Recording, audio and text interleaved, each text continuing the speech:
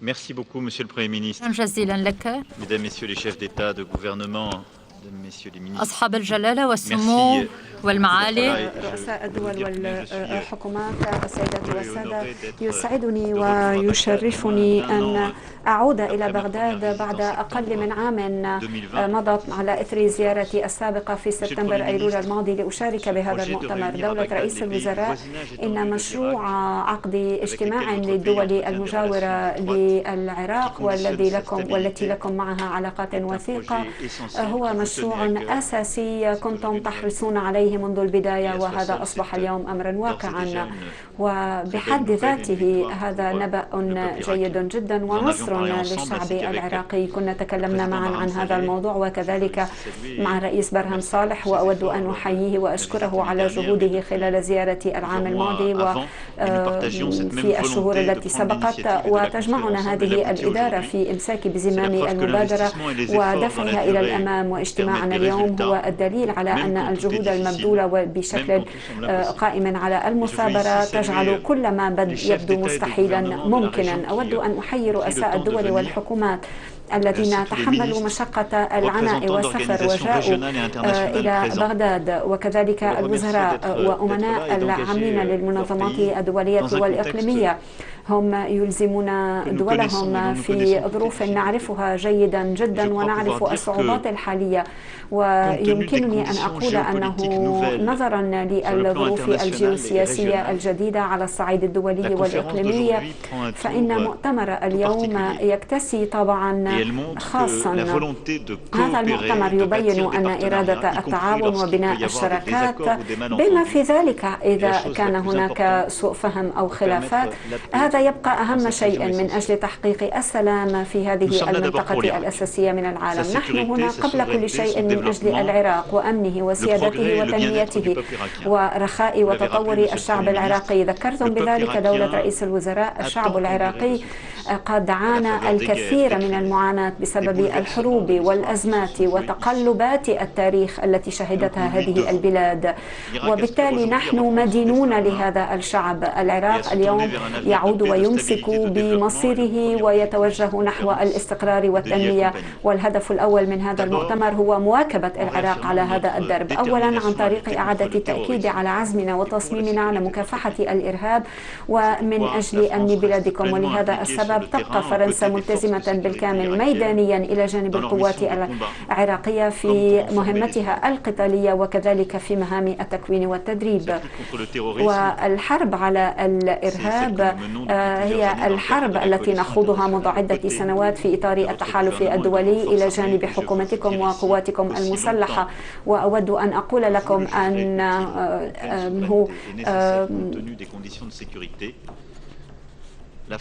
أن فرنسا سوف تبقى ملتزمة إلى جانبكم لمكافحة الإرهاب طالما رأيتم أن هذا مفيد وأن هذا ضروري، وطبعا القرار النهائي هو قراركم. مكافحة الإرهاب يعني أيضا عودة الاستقرار الكامل في المناطق التي تم استعادتها من داعش. سنجار هذه المنطقة التي عانت كثيرا، وتكلمتم عن زيارتكم إلى سنجار مؤخرا، وأفكر على وجه الخصوص بالأيزيديين، ولا يزال هناك 200,000 منهم من النازحين، ونحن عملنا مع نادية مراد ونقدر التزامها من أجل السلام. نحن نأسف للوضع الحالي للأيزيديين، ونأمل أن التعاون الذي يتبلور حول هذا المؤتمر سوف يسمح بتحسين الأوضاع ميدانيا. وطبعا لا أنسى المقاتلين والمقاتلات العراقيين والعراقيات الذين ساهموا وشاركوا في هذه المعركة ضد داعش، ضد إرهاب داعش بشجاعة كبيرة جدا. التحالف الدولي كما القوات الفرنسية كانت موجودة هنا فقط لأن العراقيين والعراقيات قاتلوا قبل كل شيء، وأود أن أشيد بهم. نحن هنا أيضا لمواكبة تعزيز سيادة العراق من أجل ضمان أمن هذا البلد بشكل مستدام. هذه السيادة العراقية وحدها كفيلة بأن تسمح للشعب العراقي على تنوعه بأن يلتقي ويبني مصيره معا، وأن يستخلص العبر والدروس من التجارب الحدود الماضية وأن يبلور نظامه الديمقراطي، وهذه هي سمة العراق الجديد أيا كانت الصعوبات. وأعتقد أن عملنا الجماعي يتمثل في أن نقدم الأجوبة على الصعيد الأمني لكل الدول المجاورة التي تواجه بدورها التهديد الإرهابي، وأن نسمح لعراق يتمتع بالسيادة والاستقرار أن يوفر الأمن على أرضه بنفسه. والانتخابات القادمة سوف تكون مرحلة جديدة. الاتحاد الأوروبي والأمم المتحدة سوف ترسل بعثات من المراقبين، وفرنسا سوف تكون موجودة، لأن نجاح الانتخابات المقبلة هو في مصلحة الجميع. وأود أن أقول لكم أننا معجبين بقدرتكم على احترام الجدول الزمني الذي حددتموه لانتخابات 10 أكتوبر تشرين الأول، ونحن نعرف أنه هذا تحد بحد ذاته، وهذا نصر حقا للدولة العراقية وللحكومة العراقية اليوم.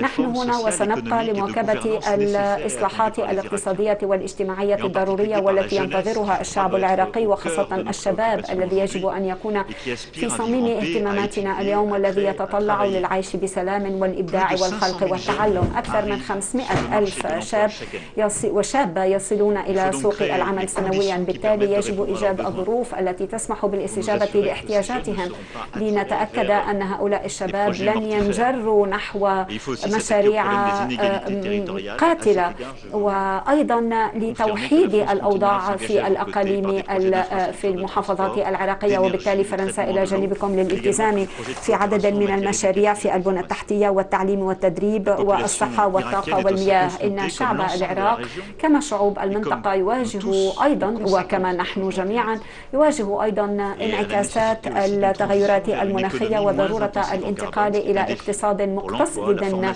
في في إصدار الكربون، وعن طريق استخدام التكنولوجيات الجديدة. وأجندة التحولات هي في صميم ما نحن مدينون به للعراق، وفي صميم الأجندة الإقليمية. ونحن سوف نضمن استقرار البلاد إذا ما ضمننا الحقوق والقوانين، وبكلمات بسيطة: لا تدخل ولا إهمال، بل دعم واضح للشعب العراقي. وإن نجاح الشعب العراقي سوف يكون نجاحا لكل الشركاء الموجودين هنا. الملاحظة الكبرى الثانية، دولة رئيس الوزراء، أصدقائي الأعزاء، الهدف من هذا المؤتمر هو تعزيز استقرار وسيادة العراق عن طريق العمل من أجل استقرار سيادة المنطقة.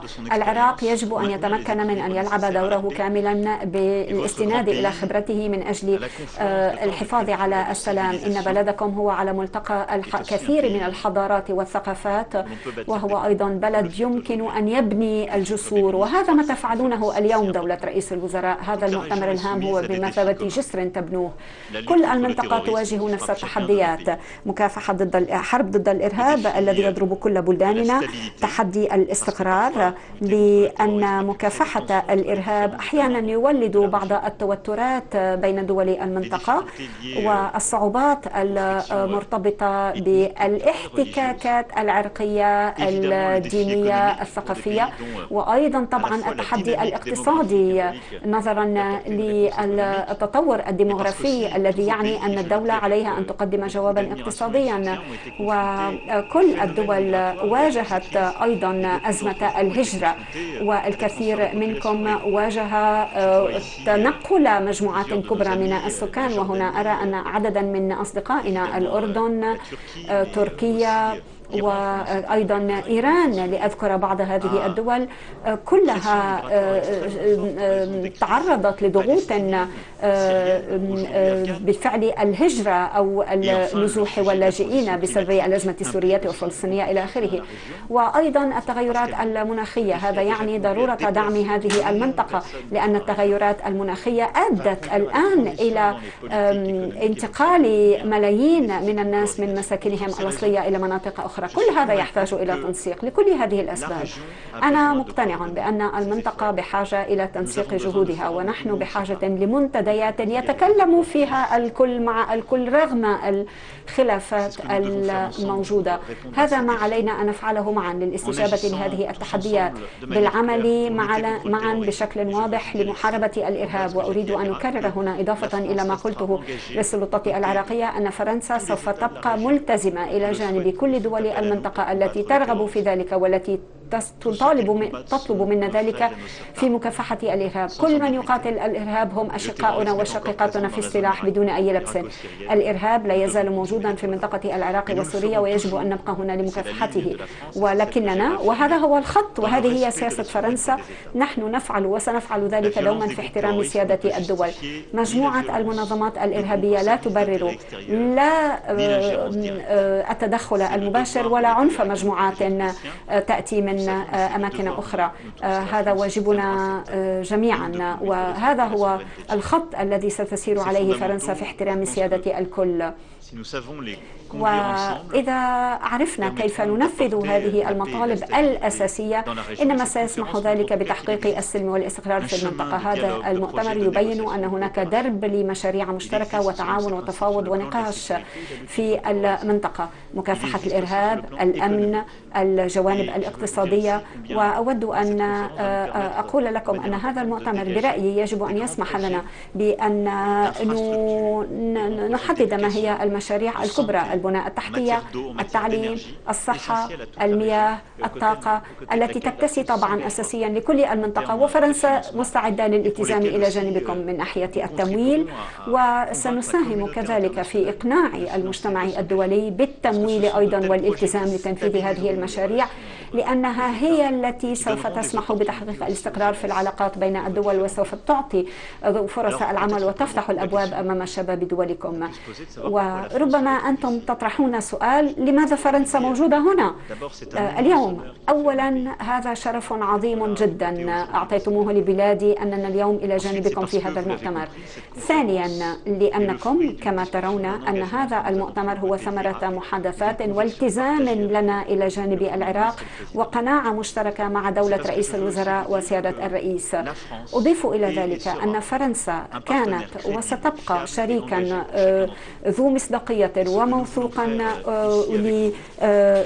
لكل واحد منكم، وكذلك شريك ملتزم. نحن نريد بناء دروب جديدة للتعاون في منطقة عانت من أزمات كثيرة وتتركز فيها صعوبات من أقصى الصعوبات التي يواجهها عالمنا اليوم. أنا أعتبر أن واجبنا اليوم هو أن نكون إلى جانبكم وأن نبني هذه الثقة والتعاون والشراكة من أجل شباب المنطقة، لأني مقتنع بأن هذا أساسي لبلدانكم ولكن أيضا لأوروبا وللعالم.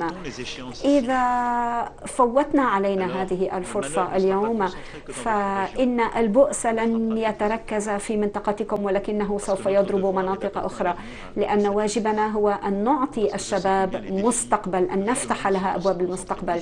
لأنا أعرف أن التحديات تتركز هنا في هذه المنطقة. دولة رئيس الوزراء أيها الأصدقاء الأعزاء، أمام كل هذه الصراعات والأزمات والنزاعات وإعادة الهيكلة التي تشهدها المنطقة، أود أن يسمح لنا هذا المؤتمر ببناء أسلوب عمل جديد، وأريد أن يكون هذا المؤتمر مرحلة وأن نتمكن من تحقيق متابعة حقيقية. وبهذا الشكل وهذه المشاركة آمل أن نتمكن من وضع آليات للمتابعة، أولا للتأكد من احترام الالتزامات، وثانيا لمواصلة إجراءات الثقة التي سوف نبدأها اليوم في مجال مكافحة الإرهاب ولمصلحة كل دولة من الدول حول الطاولة.